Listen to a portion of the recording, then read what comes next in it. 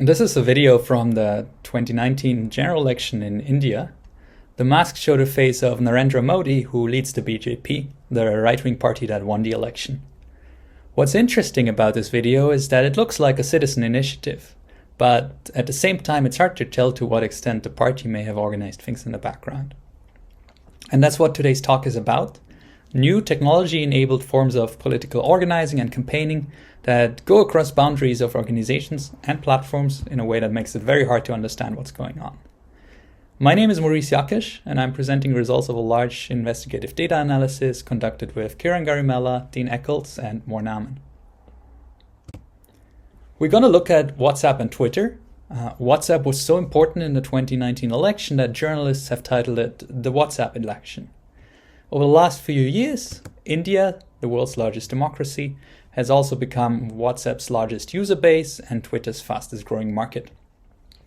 Because WhatsApp is key to reach a new demographic of voters, parties have set up thousands of WhatsApp groups for political communication. And it turns out, they also use them to organize social media manipulations.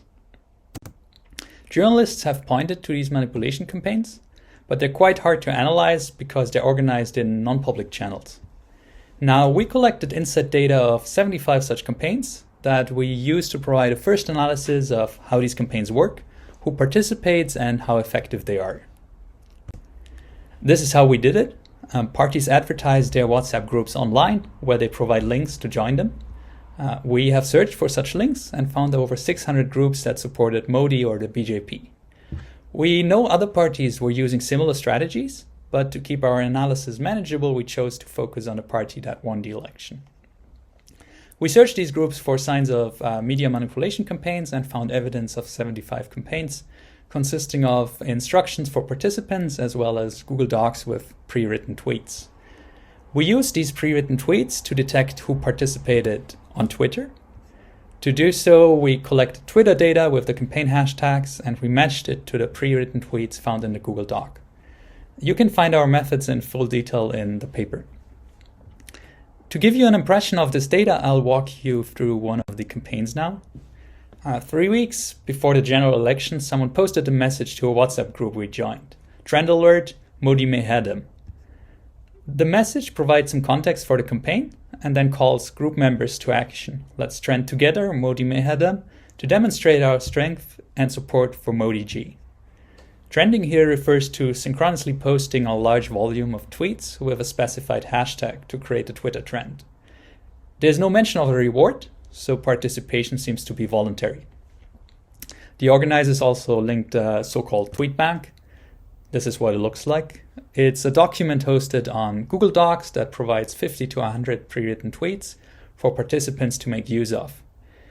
As neither Google Docs nor WhatsApp clearly identifies its users, it is difficult to say who created this, but we also found some of these campaigns advertised through more official channels of the party. Back to the campaign. The first tweet with the hashtag was posted at 7:47 on Twitter. It matches the first sample tweet in the tweet bank. The posting user identifies as an IT cell member, which is the BJP's social media arm. We also saw the same tweets coming from official BJP accounts. We saw accounts that posted tweets with images that were circulated, and we came across party politicians who were posting from the list. This figure illustrates the tweet volume of the campaign. The campaign took off around 9 a.m. at the designated launch time. 5 minutes later, 70 users have posted 500 template tweets. And at 9:30, the campaign hashtag starts to trend across India. The hashtag remained on Twitter's trend list for 8 hours until 5 p.m. that day. What's interesting about these campaigns is how successful they are with the participants they enroll.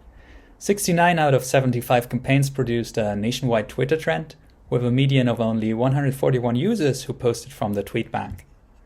Now, one could think of bots or paid accounts that post large numbers of tweets, but we found that most users supported only 1 or 2 campaigns, suggesting that they're rather loosely involved supporters. We also saw a group of more professional core participants, but the majority of tweets copied come from a fairly fluid group of online volunteers. We had ground truth on 75 campaigns, but we wanted to know how big this operation was overall. So we looked at all hashtags posted by users we knew had participated in a campaign, and we developed a heuristic to detect manipulated hashtags based on the proportion of duplicate tweets. The graph here shows the number of detected campaigns. We see a first peak in volume around the dates of state elections in 2017.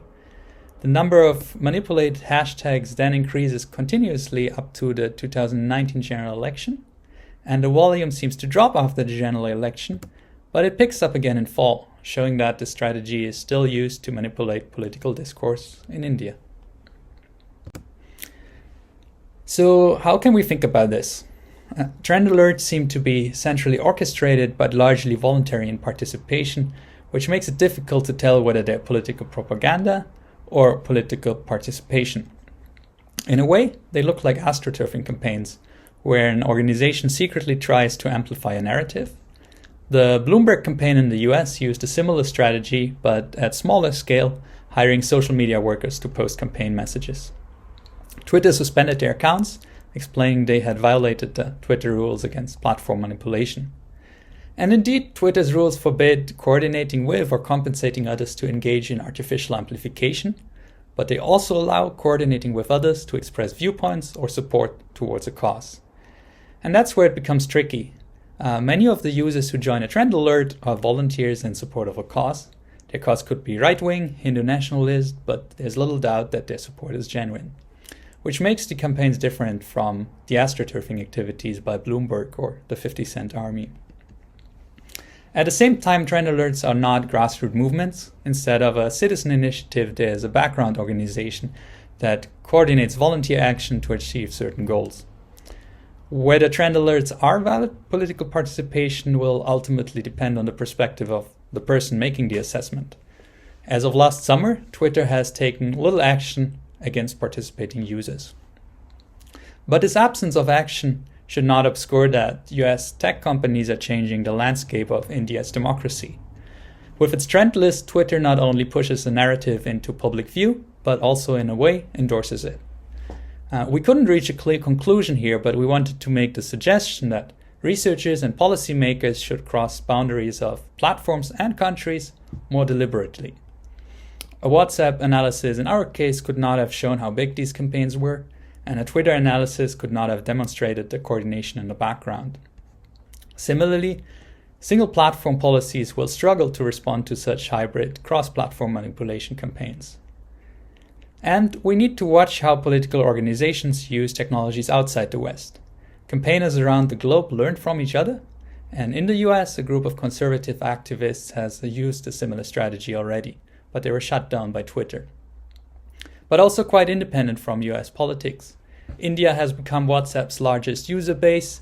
If a global tech company may be contributing to the weakening of institutions in the world's largest democracy, we should be talking about it. Thank you.